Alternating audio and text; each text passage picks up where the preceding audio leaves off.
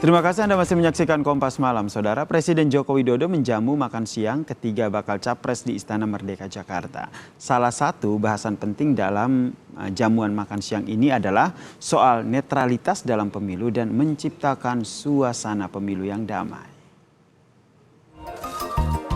Beginilah suasana santap siang Joko Widodo bersama Baca Pres Ganjar Pranowo, Prabowo Subianto, dan Anies Baswedan. Masakan khas Nusantara jadi menu makan siang Jokowi dan ketiga bakal capres. Mulai dari soto Lamongan, bebek panggang, ayam kodok, hingga es mangga Laksamana mengamuk. Suasana makan siang tampak akrab. Sesekali Jokowi meminta para capres untuk mengambil dan mencoba menu hidangan yang tersedia. Ada yang nggak makan nasi tapi makan lontong, itu Pak Prabowo. Ada yang nggak makan nasi, ganti makan. Nah, nggak makan nasi, nggak ada nasi. Nggak ada nasinya tadi, biasanya bawa porang. Saya yang makan nasi banyak tadi sama Pak Presiden itu, dan makanannya enak. Salah satu bahasan penting adalah soal netralitas dalam pemilu dan menciptakan suasana pemilu damai. Jamuan ini dianggap sebagai bagian komitmen Presiden Jokowi mendukung ketiga bakal calon presiden dalam Pilpres 2024. Tim Liputan, Kompas TV.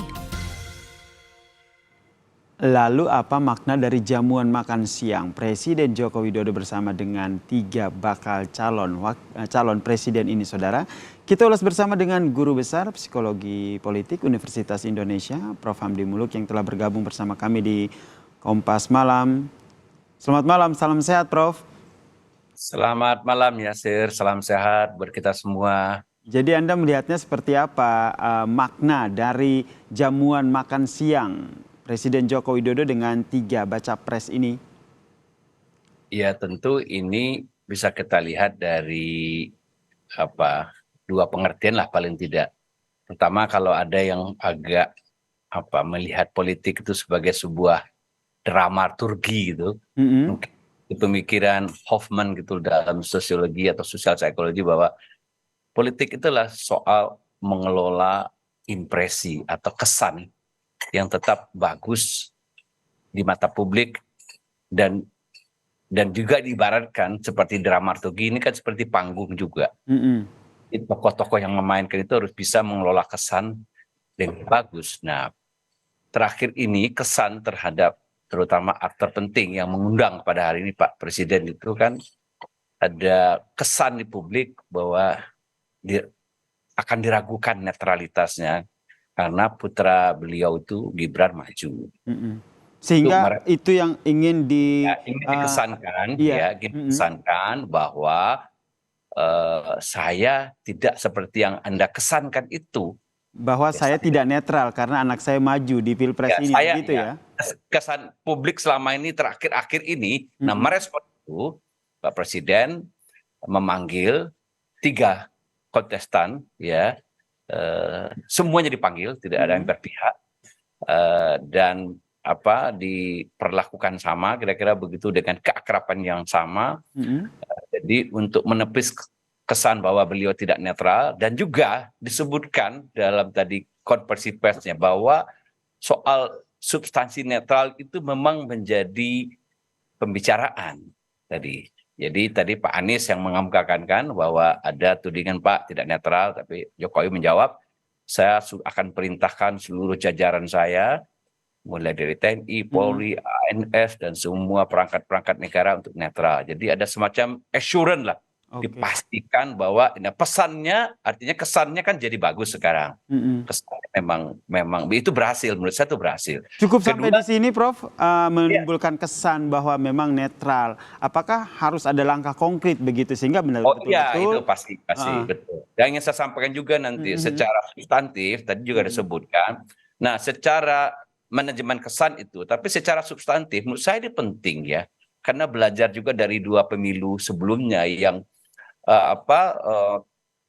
kesan damai itu agak menghilang. Nah, ini kan agenda kedua, pesan kedua yang ingin disampaikan oleh pertemuan ini adalah ya, pemilu itu walaupun sungguhnya kontestasi yang keras dalam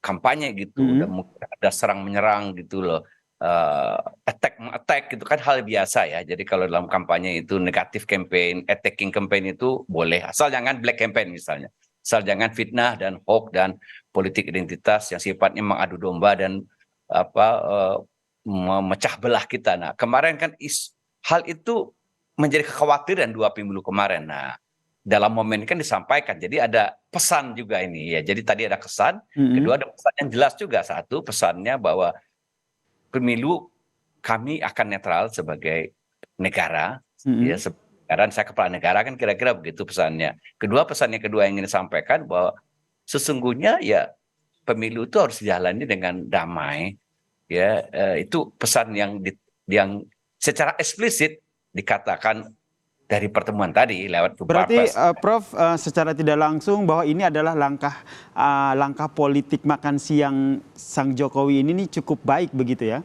Politik ya, makan siang Jokowi ini sebagai awalan yang baik ya untuk sama menggaungkan politik damai dan juga netralitas ini. Gitu. Ya cukup berhasil.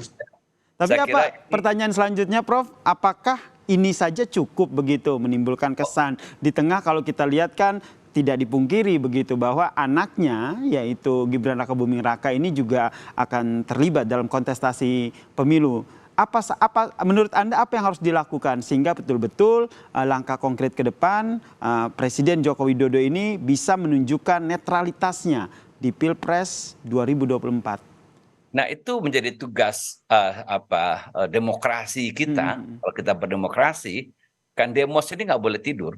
Artinya kita sebagai civil society, ada pers, ada perguruan tinggi, ada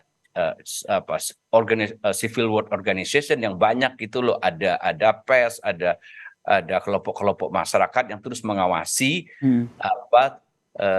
katakanlah kalau tadi kita anggap sebagai janji atau komitmen dari presiden untuk menjaga netralitas, itu harus kita awasi. Dan tentu juga kita akan melihat ke depan. Dan kita juga tidak boleh berburuk sangka menurut saya bahwa itu hanya di bibir saja, katakanlah itu begitu ya. Itu hanya bisa seperti kata orang zaman sekarang, itu hanya gimmick doang nih gitu. Jangan sampai berprestasi seperti itu ya. Ya, kita akan melihat sungguh-sungguh bahwa aparat negara itu akan netral. Dan itu sudah dijamin oleh Pak Jokowi sendiri, Pak Presiden sendiri. Nah, tentu kita tidak boleh, artinya dalam demokrasi tidak ada juga semacam percaya buta begitu. Tugas kita adalah tetap mengawasi gitu, menaruh harapan, tapi juga tidak boleh kalau dalam sains itu reasonable doubt lah. Kita menyimpan keraguan yang beralasan bahwa satu saat kalau kita tidak awasi gitu bisa saja hal-hal yang dikomitmenkan sebagai netral itu di lapangan tidak jalan misalnya. Perlu ada pengawasan begitu. Ya, tapi menurut Prof sendiri seberapa besar sih pengaruh dari keikutsertaan dari Gibran Rakabuming Raka ini sehingga membuat publik itu ragu dengan netralitas dari sang ayah Presiden Joko Widodo? Iya, saya kira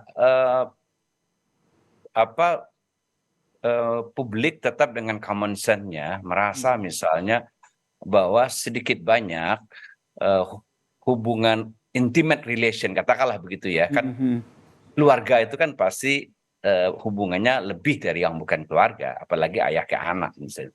Tentu ada intimate relation gitu lah, dan intimate relation tentu punya bobot emosi yang bisa membuat misalnya keputusan orang tidak berjalan pada kerangka yang katakanlah rasional, kerangka berjalan pada aturan yang ketat, katakanlah begitu ya. Itu manusiawi misalnya.